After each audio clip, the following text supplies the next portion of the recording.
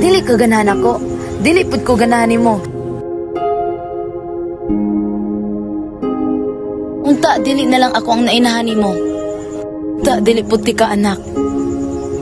Karon kung giun-una nimo nga unta dili ako ang imong inahan.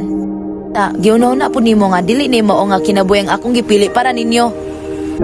Kung giuna-una nimo nga unta ibalik ti ka sa akong tiyan. Unta giuna-una pud nimo. Pila ko gahuna-una nga wala na lang ta mo gianak. Dili ninyo masulian kung unsa kalisod ang kalibutan.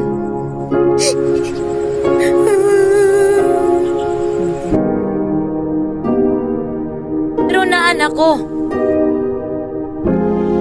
Naamo. Naan ako dire bisag asa nga kalibutan. Dire gidala-dala na ako. Ang obligasyon ako nga hatagan ta mog nindot nga kinabuhi tungod kay ginikanan ko ninyo. Wala ka kasabot na ako. Wala ko na ngayon sa imong mga gipangatag namo. Ikaw ray ganahan na dili ako. Tungod kay gigugma ta mo. Gigugma ta mo.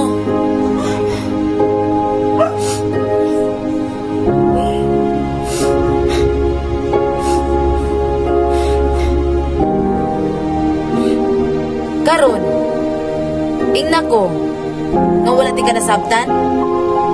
Ako, Carla. Imo bang isabot bisag kausa? Wala. O galingon ra nimo ang imong gihuna-una. Bisag panalagsa, gihatagan ninyo bili ang akong gibuhat para ninyo. Tanang sakripisyo nako ninyo. Unta, taga-inom ni mog bino, yup-yup ni mog sigarilyo, untang giusik-usikan ni mo mga kwartang gipadala nako. Unta gihuna-una ni mo, kung pila ka pagkaon ang akong giantos nga dili kanon, para lang makapadala ko kwarta dire. Unta, samtang gahigda ka diya sa kutso ni mo, natulog. Kung pila ko katuig natulog gaantos nag-inusara, gauna-unas gako sa mga anak nako.